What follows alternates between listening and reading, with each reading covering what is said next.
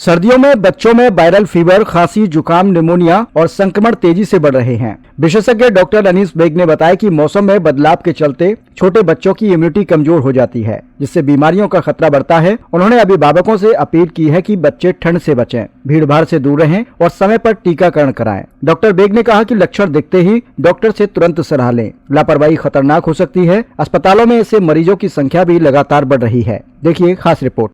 जैसे जैसे तापमान घट रहा है वैसे वैसे बच्चों में बीमारियां भी अब काफ़ी तेज़ी से बढ़ रही हैं।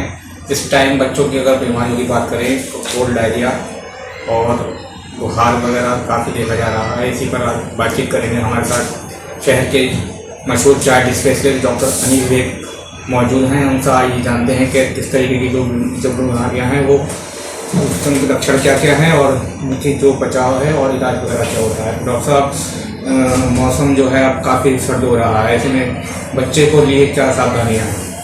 शुक्रिया। देखिए, सबसे पहले बता दूं अपने बारे में, मैं डॉक्टर अनीस बेग हूँ और मैं बच्चों का डॉक्टर हूँ। मेरा max life super speciality hospital and family IVF centre है जो कि शामनगंज रोड पे है। बड़ा अच्छा सवाल पूछा कि बच्चों में अभी क्या क्या बीमारियाँ हैं, उनको कैसे रोकथाम कर सकते हैं, कैसे उससे बचाव कर सकते हैं। बहुत ज़रूरी है क्योंकि बच्चों पे लोग थोड़ा कम ध्यान दे पाते हैं, जो बिजी आजकल लाइफ है। लेकिन अभी आजकल जो है बेसिकली विंटर डायरिया और निमोनिया और कोल्ड ये चल रहा है। और बच्चे जो आ रहे हैं, छोटे छोटे बच्चे हैं, 5 साल से स्पेशली कम के बच्चे होते हैं जो, तो उसमें बहुत तेज़ बुखार, खांसी, ज़ुकाम ये आ रहा है। वायरल फीवर बदलते मौसम में, जैसे जो मौसम बदलता है तो उसमें सडन चेंज जो मौसम बदलता है तो उसमें जो है वायरस और बैक्टीरिया दोनों एकदम सडनली फैलते हैं। तो उसमें से एक मैंने बताया आपको कि कोल्ड और निमोनिया है और दूसरा विंटर डायरिया है। बच्चों को हाई ग्रेड फीवर और दस्त आते हैं, पतले पतले, जिससे डिहाइड्रेशन का डर रहता है। तो बेसिकली ये 2 बीमारियां हैं जो बच्चों में ज़्यादा आ रही हैं। तो इनके लिए देखिए मैं बता दूं आपको कि गवर्नमेंट ऑफ इंडिया ने वैक्सीनेशन का भी प्रोग्राम चलाया है कि रोटा डायरिया होता है, तो रोटा डायरिया का वैक्सीनेशन आ गया है जो ओरल दवाई होती है। और निमोनिया का भी जो कॉमन निमोनिया होता है, जैसे हीमोफिलस टाइप बी कॉन्जुगेट, वो एक वैक्सीन है हमारा, उससे रोकथाम कर सकते हैं। हीमोफिलस निमोनिया होता है, दूसरा न्यूमोकोकस निमोनिया होता है।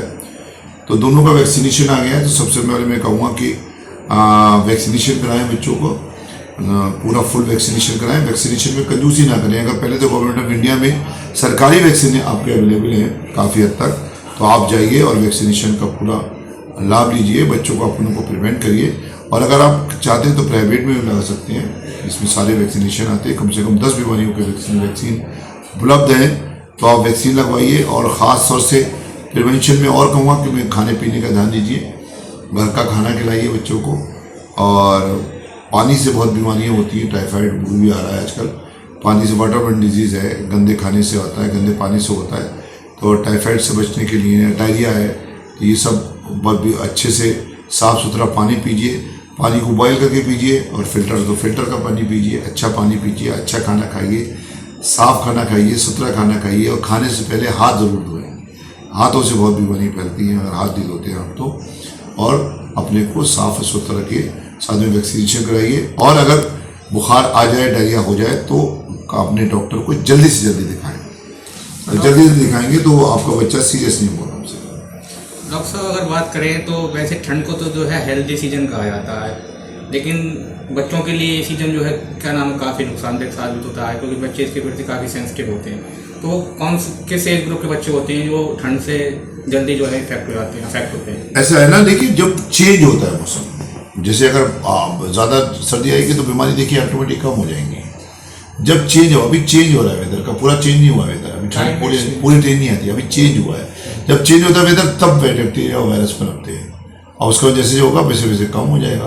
तो जैसे ठंड आएगी कम हो जाएगा। लेकिन ठंड में भी अब जैसे एक्स्ट्रा हीट होती है तो हीट स्ट्रोक हो जाता है, एक्स्ट्रा कोल्ड होता है तो कोल्ड स्ट्रोक होता है। तो ज़्यादा ठंड से भी बचना चाहिए, ज़्यादा गर्मी से भी बचना चाहिए और चेंज ऑफ वेदर से बचना चाहिए। किस एज ग्रुप के बच्चे वो ज़्यादा 0 से लेके 5 साल तक, 5 साल तक ज़्यादा इफेक्टिव होते हैं। और देखा है मोटिलिटी भी जो बच्चों में होती है वो सबसे ज़्यादा जो है वो 0 से 5 साल के बीच में होती है। जब भी आजकल बहुत ज़्यादा अच्छा वैक्सीनेशन हो गया है और हेल्थ केयर में गवर्नमेंट इंडिया ने काफ़ी इम्प्रूवमेंट किया है, अच्छे डॉक्टर हो गए हैं, तो काफ़ी मोटिलिटी पहले जो हमारी न्यूनेटल मोटिलिटी थी और चाइल्डहुड मोटिलिटी थी वो बहुत कम हो गई है, बहुत अच्छा इंप्रूवमेंट किया। बात करें अगर मैक्स लाइफ हॉस्पिटल की, तो यहाँ किस तरीके की सुविधाएं हैं? अगर बच्चों की ही बीमारियों को या इलाज को लेकर के हम बात करें तो कौन कौन सी यहाँ सुविधाएं हैं जो और जगह से अलग है? देखिए, मैं बात करूँ तो यहाँ पर मेरी यहाँ टर्शियरी लेवल की नर्सरी है और जिसमें मेरा क्लाउड फिजिशियन होते हैं वो पूरा केयर करते हैं, टेली NICU, और मेरा स्मार्ट NICU है जिसमें अभी भी कम से कम 17-18 बच्चे एडमिट हैं, जिसमें टर्शियरी लेवल में NICU में हर चीज़ की सुविधा अवेलेबल होती है। वहाँ वेंटिलेटर हैं, CPAP हैं, एयरबो हैं, और अगर पीलिया हो गया बच्चों को, प्रीमेच्योर बच्चे 1 करोड़ से कम के बच्चे जो नहीं बैठ पाते उनके लिए इनक्यूबेटर है जिराफ का बहुत अच्छा।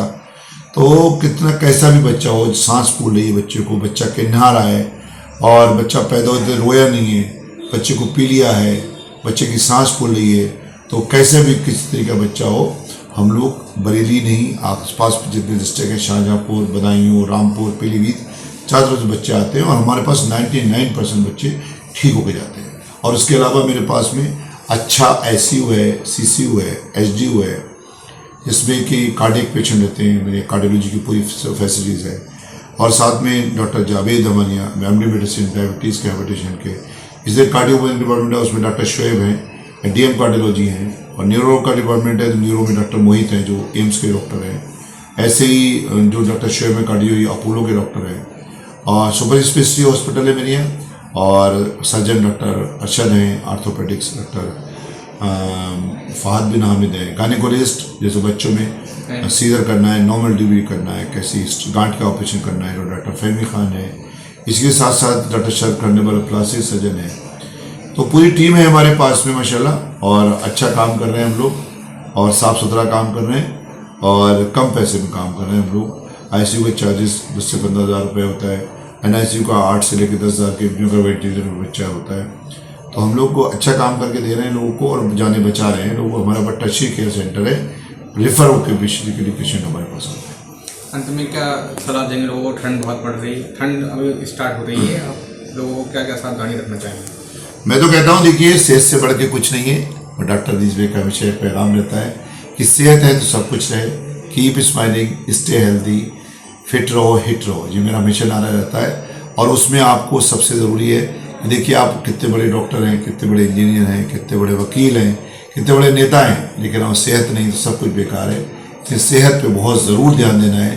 और कुछ लाइफ स्टाइल डिजीज होती हैं, बड़ों के बारे में बताती हैं, लाइफ स्टाइल डिजीज़ जैसे ब्लड प्रेशर होता है, डायबिटीज़ होता है, और हार्ट डिजीज़ होता है, कैंसर होता है, ये सब लाइफ स्टाइल डिजीज़ हैं।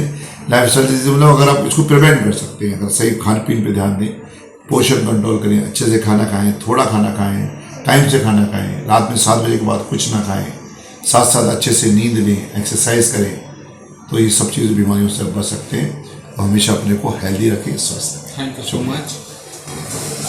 मशहूर पीडियाट्रिशियन डॉक्टर अनीस बेग से आज बच्चों की बीमारियों पर आपने बहुत कुछ जाना। डॉक्टर साहब ने जैसे बताया कि इस टाइम विंटर स्टार्ट हो चुका है और बच्चे जो है वो विंटर डायरिया है या और तरीके की जो बुखार हैं उनसे बच्चे पीड़ित हो सकते हैं। तो ऐसे में अपने बच्चों की देखभाल रखें और स्वस्थ रहें, मस्त रहें।